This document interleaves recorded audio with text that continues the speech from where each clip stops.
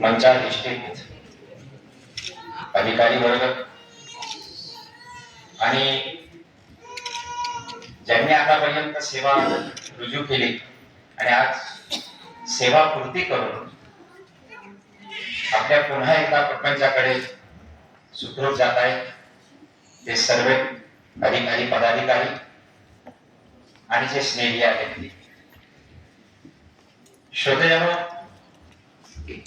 कदाचित आतापर्यंत ज्यांनी सर्व्हिस केली हे जेव्हा सांगतील की असा कार्यक्रम नंदुरबार जिल्हा परिषद मध्ये झाला त्यावेळेला इतर लोक असं म्हणतील की आम्हाला नोकरी कुठेही लागू दे पण निवृत्ती मात्र नंदुरबार जिल्हा परिषद मध्ये होते. कारण नावाचा सुद्धा फार परिणाम असतो आमच्या आध्यात्मिक क्षेत्रामध्ये. तर ज्यांच्या नावामध्येच नमन आहे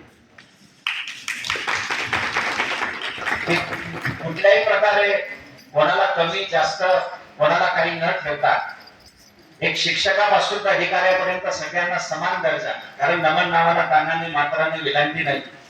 अगदी सहज आणि सोपं असं नाव आमच्या आदरणीय गोयल साहेबांचं आणि त्या नावाप्रमाणेच त्यांनी तो भाव दाखवला. लक्ष काम त्यांच्या हातात नव्हती परंतु लक्षात ठेवण्यासारखं काम मात्र त्यांनी सुरू केलं या जानेवारी पासून. निवृत्ती हा शब्द या ठिकाणी आहे सेवा निवृत्ती. आपण सेवेतून जातो पण मी तरी सगळ्यांना सांगतो की तुम्ही जिल्हा परिषद नंदुरबार इथून सेवा निवृत्त आहात पण खरी सेवा आता इथून सुरू होणार आहे तुम्हाला. कारण निवृत्त रिटायर झालेल्या माणसाला घरी गेल्यावर एक शब्द ऐकायला मिळतो, आता काय काम आहे तुम्हाला, एवढं करून टाका. आता काय काम आहे तुम्हाला, हे करून टाका.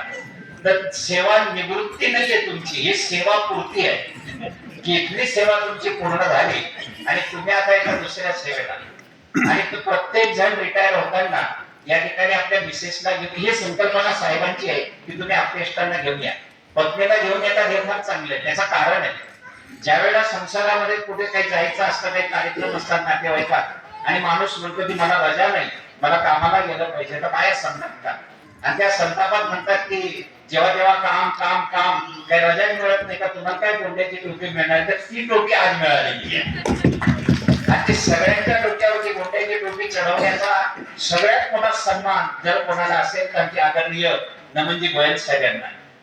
आज या इथे बसल्यानंतर कदाचित मला नाही वाटत की भगिनींना इथे बसायला जागा मिळाली असती, पण आज या कार्यक्रमाच्या निमित्ताने बसलेल्या प्रत्येक बाईच्या चेहऱ्यावर असा भाव दिसतो त्या गाण्याप्रमाणे की आज आमदार झाल्यासारखं वाटतं या सभागृहात. एक थोडं हलकं फुलकं वातावरण व्हावं म्हणून मी सांगतोय. परंतु सेवा निवृत्तीला मला एकच म्हणायचं आहे जिल्हा परिषद की आपण ज्यावेळेला नोकरीला लागतो तेव्हा नोकरीला लागतो असं म्हणतो, पण जेव्हा रिटायर होतो तेव्हा सेवा शब्द वापरतो. सेवा आणि नोकरीमध्ये फरक काय आहे, तर माझं तरी एक वैयक्तिक मत आहे.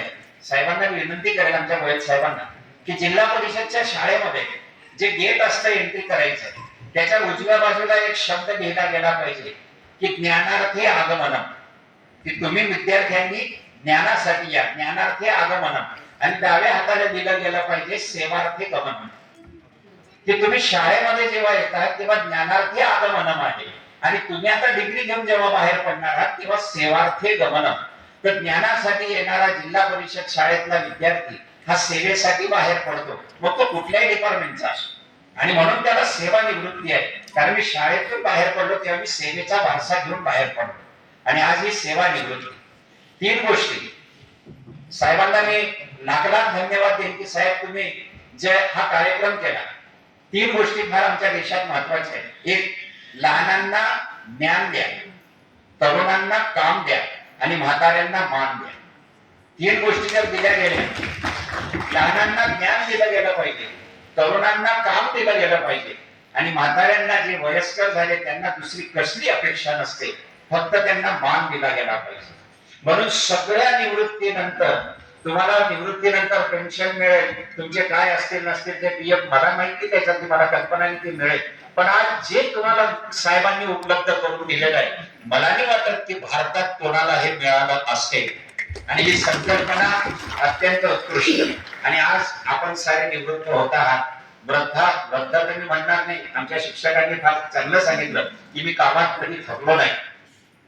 त्यांना पुन्हा एकदा ऑर्डर करावी अशी इच्छा आहे. आणि असे कार्यकर्ते सगळ्यात महत्वाचं असं आहे की ज्या वेळेला आपण नोकरीला लागतो, ज्या वेळेला त्या कामावर रुजू होतो, त्यावेळेला आपण आपल्याच कामाबद्दल अज्ञान असतो, पण ज्या वेळेला आपण सेवानिवृत्त होतो त्यावेळेला आपण प्रमोशन घेऊन वरचं पद घेऊन आणि मग आपण एक याच्याने ज्ञानाची त्याच्या त्या कामाची पूर्णपणे अनुभव घेऊन आपण बाहेर पडलेलो असतो. तर म्हणून आपल्या अनुभवाने त्या विद्यमान गादीवर जो कोणी असेल त्याने जर एखाद्या वेळेला शंका विचारली तर मी रिटायर झालोय आता मला असे वर हात करू नका, तुमच्या अनुभवाची शिदोरी त्या बसलेल्या माणसाला देऊन आपल्या राष्ट्राचं आणि देशाचं कल्याण कसं होईल याच्यासाठी म्हणून मी म्हणतो सेवानिवृत्ती म्हणू नका, ही सेवा पूर्ती कार्यक्रम आहे. इथे तुम्ही पूर्ण झाला पण पुढे तुम्हाला आणखी कुठेतरी सेवा करायची आहे, मग ती संसाराची सेवा. आणि तुम्ही म्हातारे झाला ते कथाकार या नात्याने सल्ला नाही देत पण विनंती करतो की आता मंत्र जप करा. तुमच्या घरात सून मुलांसोबत तुम्हाला सुखी राहायचं असेल तर माझा एकच मंत्र लक्षात ठेवा, ओम दुर्लक्षाय नमः.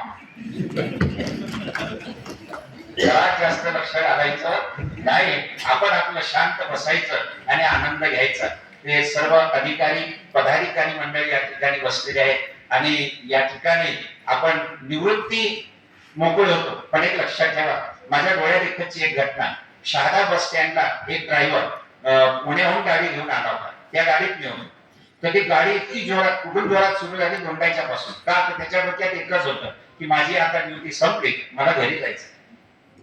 त्या गाडीतून तो उतरला सुद्धा, गाडी लावली सुद्धा, गाडीतून उतरला सुद्धा. मी त्याच्याकडे लक्ष देत होतो. चेहऱ्यावर एक विशिष्ट प्रकारचा आनंद होता की एवढ्या लांबचा पल्ला गाठून आता मी माझ्या घरी सुखरूप जातोय म्हणून तो जात होता. परंतु उतरल्यानंतर 2 पावलं पुढे गेल्यानंतर तो पुन्हा एकदा मागे फिरला आणि मी उतरलो ते गेट बरोबर लागलं की नाही याची चौकशी केली. माझ्या डोळ्यात पाणी आलं की आपल्या कामाबद्दल आपल्या कर्तृत्वाबद्दल की नुसतीच गाडी लावून तो घरी गेला नाही, मी गेट लावलं की नाही. असं कार्यकर्ता असा जर कर्मचारी असेल तर अधिकारी वर्गांना सुद्धा त्याचा आनंद वाटतो. आणि हे कार्य तुम्ही केलेलं आहे. इथे तर जास्तीत जास्त मी आता बघितलं की शिक्षक वर्ग आणि शिक्षक म्हणजे विचारच नका, जे मुलं घरी सांभाळले जात नाही ते तुमच्या माथे मारून देतात. म्हणून तुम्हाला शिकवायचा पगार 30% असतो आणि ते सांभाळायचा पगार 70% असतो. आणि त्या सगळ्या लेकरांना घडून आज आपल्या देशाचं कार्य तुम्ही, कारण शिक्षक हा देशाचा पाया आहे. जोपर्यंत शिक्षक नाही तोपर्यंत. आणि मी ज्या कार्यक्रमाला आलो की आमचे काका आदरणीय महेश बुवा यांनी एकूण 40 वर्ष नोकरी केली. 22 वर्ष नोकरी त्यांची या आरोग्य विभागामध्ये आणि 18 वर्ष बांधकाम विभागामध्ये.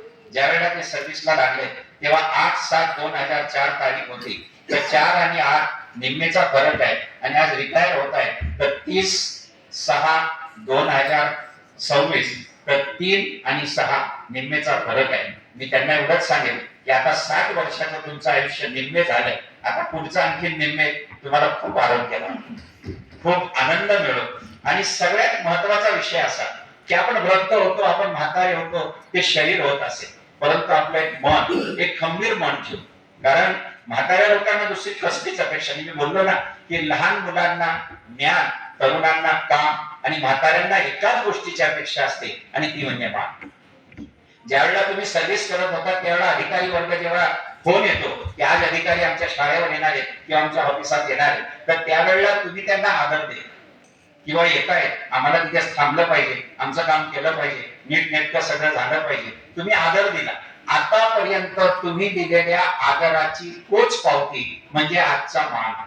आजचा मान अधिकाऱ्यांकडनं हा मान मिळणं म्हणजे काय, तुम्ही सेवा केली हे तर ठीक आहे, पण तुम्ही अधिकाऱ्यांचा जो आदर राखला, अधिकाऱ्यांसाठी जी तळमळ राखली, ज्या दिवशी अधिकारी येणार आहेत त्या दिवशी तुम्ही अर्धा तास आधी जाऊन जे काही काम केलं तर आतापर्यंत आदराचा परिणाम हा सन्मानामध्ये असतो. म्हणून सन्मान जीवनात मिळावा असं वाटत असेल तर आधी आपण आदराचं दान केलं पाहिजे. आदराचं बी पेरल्याशिवाय सन्मानाची फळ लागत नाही. आणि प्रत्येक कर्मचाऱ्याने आदराचं बी पेरलं म्हणून अधिकाऱ्यांनी सन्मानाचं फळ आपल्या हातामध्ये दिलेलं आहे. ते फळ घेऊन आनंदाने आपण सगळे वयोवृद्ध आहात, वयस्कर आहात, परंतु पुढचं जीवन धर्ममय भक्तिमय आपल्या अनुभवाला दुसऱ्याला देऊन आणि पुन्हा एकदा आपण खंबीरपणे पुढचं जीवन जगा, आरोग्य खूप मिळेल. आणि अधिकारी वर्गांनी त्याच्यात आमच्या आदरणीय जी नमनजी गोयल साहेबांनी जे काही ही कल्पना संकल्पना मांडली जानेवारी पासूनची, किती आदर वाटत असेल, किती सन्मान वाटत असेल. कागदासाठी फिरावं लागणार नाही, हा जो भाव आहे हा किती मोठा भाव आहे. आणि वयाचे कुठले प्रकार हे न करता. आणि मी जेव्हा आता आम्ही सगळे उभे होतो त्यावेळेला मी त्यांच्याकडे पाहिलं तर देवाने सुद्धा शरीराची रचना करतानाच म्हटलं होतं की तुम्हाला उंच पदावर जायचंय तर थोडं उंच बनवावं लागणार. तर बॉडी लँग्वेज सुद्धा अशी किती भगवंत आहे की तुम्हाला उंच पद भूषवायचं आहे तर तुम्ही उंचच आहात आणि कायम उंच आहात. आणि साहेब जे निवृत्त होणार आहेत त्यांच्या मनात तर तुम्ही एवढं मोठं घर केलेलं आहे की आणखीन ती उंची 10 पट वाढून गेलेली आहे. असे अधिकारी आमच्या देशाला मिळावे, राष्ट्राला मिळावे म्हणून. आणि सर्वांना पुन्हा एकदा नमन, साहेबांना नमन करतो, सर्वांना नमन करतो आणि थांबतो. जय श्रीराम.